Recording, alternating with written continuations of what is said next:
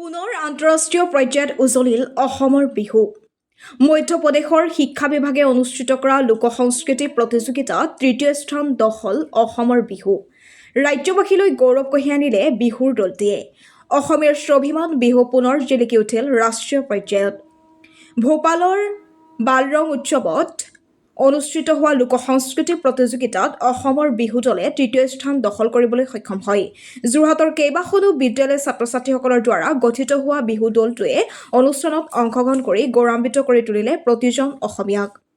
৫ তাৰিখে অনুষ্ঠিত হোৱা এই প্ৰতিযোগিতাত তৃতীয় স্থান লাভ কৰি বিহুৰ দলটো উপস্থিত হয়হি যোৰহাটত।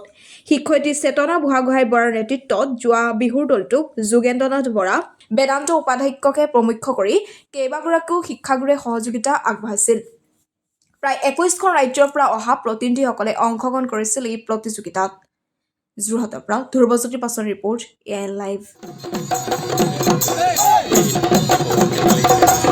বহুতেই ভাল লাগিলে। ইমান হাজাৰ কিলোমিটাৰ 3 দিন 4 দিন গৈ আমি ট্ৰেইনত যাত্ৰা কৰি যে তাত মানে প্ৰতিযোগিতাত অংশগ্ৰহণ কৰিব পাইছোঁ আৰু তাত তৃতীয় স্থান লাভ কৰিবলৈ আমি সক্ষম হৈছোঁ, সেয়াই বহুত ডাঙৰ কথা।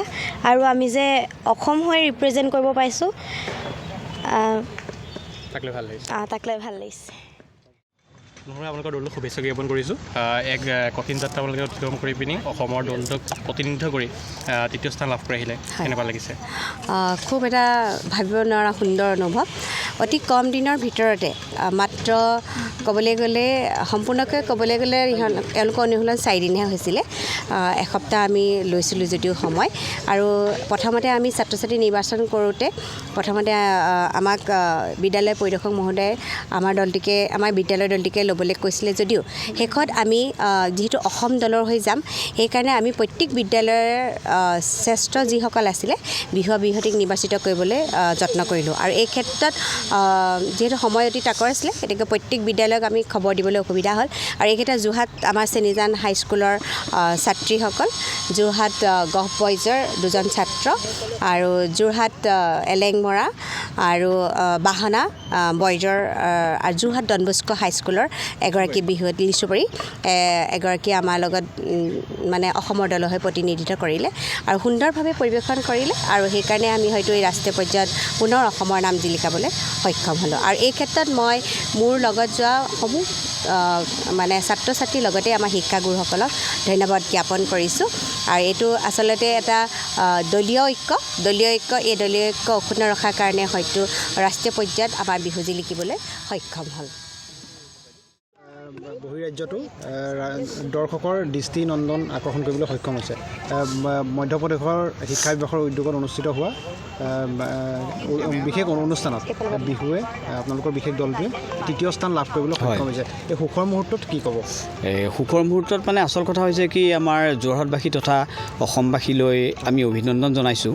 কাৰণ কথাটো হৈছে বিহুক বৰ্তমান আন্তঃৰাষ্ট্ৰীয় পৰ্যায়তো উজ্বলি উঠিছেই, লগতে আমাৰ ভূপাল যিখিনি চৰকাৰ আছে তাৰ শিক্ষা বিভাগে আমাৰ অসমৰ শিক্ষা বিভাগৰ জৰিয়তে আমাৰ ইনস্পেক্টৰছ অফ স্কুললৈ এখন চিঠি পত্ৰ প্ৰেৰণ কৰিছিলে যে অসমৰ পৰা এটা টীম লাগে, যে ভূপালত আমাৰ যিটো বালৰং ফেষ্টিভেল, নেশ্যনেল বালৰং ফেষ্টিভেল 2025, তাত আমাৰ নেশ্যনেল ফক ডেন্স যিটো কম্পিটিশ্যন, সেই কম্পিটিশ্যনটো তেওঁলোকে অৰ্গেনাইজ কৰিছে, তাত আমি অংশগ্ৰহণ কৰিব লাগে। আৰু তাৰ গুৰু দায়িত্ব পৰিলে প্ৰধানকৈ চেতনা বৰগোহাঁই বৰা বাইদেউৰ ভাগত। আৰু আমিও লগতে আছিলোঁ। দলটিক অলপ আমি শিকাই বুজাই আমি কেইবাজনে মেইনলি মুখ্যতঃ চেতনা বাইদেউক আমি যথেষ্ট ইয়াত মানে কি কৰিব লাগিব, তেখেতৰ অংশীদাৰিত্ব ইয়াত যথেষ্ট বেছি, যথেষ্ট কষ্ট কৰিছে। কাৰণ আমি 4 দিনতে এটা টীমক সম্পূৰ্ণৰূপে সাজু কৰি পেলাই ইমান দূৰ সুদীৰ্ঘ পথ পৰিক্ৰমাৰ মাজেদি তেওঁলোকক তাত আমি প্ৰদৰ্শন কৰোৱাইছিলোঁ। আৰু ল'ৰা ছোৱালীখিনি যথেষ্টখিনি দেহা ভাগিছিলে যদিও মন ভাগি যোৱা নাছিলে। কাৰণ নাচিবলৈ আচলতে ভৰি হাত নালাগে, নাচিবলৈ মনটো লাগে, নহয় জানো?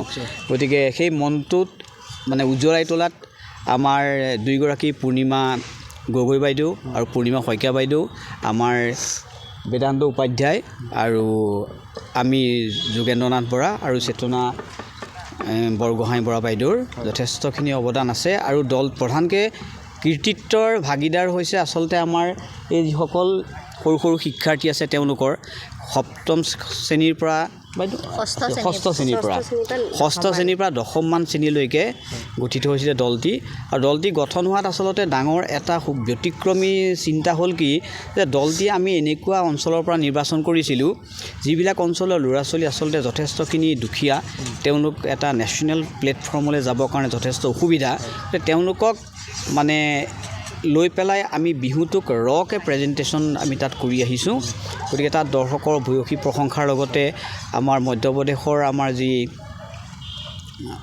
মুখ্যমন্ত্ৰী তেখেতেও যথেষ্টখিনি প্ৰশংসা কৰিছে আৰু ভৱিষ্যতেও এইটো অব্যাহত থাকিব আমি খুব আশাবাদী ছাত্ৰ ছাত্ৰীসকলৰ উজ্জ্বল ভৱিষ্যত কামনা কৰিছোঁ কিমানখন দেশৰ অংশগ্ৰহণ কৰিছে মূল আমাৰ 21খন আছিলে কেন্দ্ৰীয় শাসিত প্ৰদেশো আছিলে তাৰ পৰা যিসমূহ তেওঁলোকে নৃত্য প্ৰদৰ্শন কৰিছে যথেষ্ট উন্নত মানদণ্ডৰ আছিলে ক'বলৈ গ'লে যথেষ্ট টাফ কম্পিটিশ্যন আছিলে আৰু সেই টাফ কম্পিটিশ্যনত এওঁলোকে যে ইমান উৎসাহেৰে অসমৰ বিহুটোক তাত উজ্জীৱিতভাৱে প্ৰদৰ্শন কৰিলে তাৰ বাবে ছাত্ৰ ছাত্ৰীসকলে যথেষ্ট কৃতিত্ব আমি তেখেতসকলৰ আছে আৰু ভৱিষ্যতে এওঁলোকে আগবাঢ়ি যাব বুলি আমি আশা কৰিছোঁ যিকোনো খবৰ আৰু বিজ্ঞাপনৰ বাবে যোগাযোগ কৰক 7896121996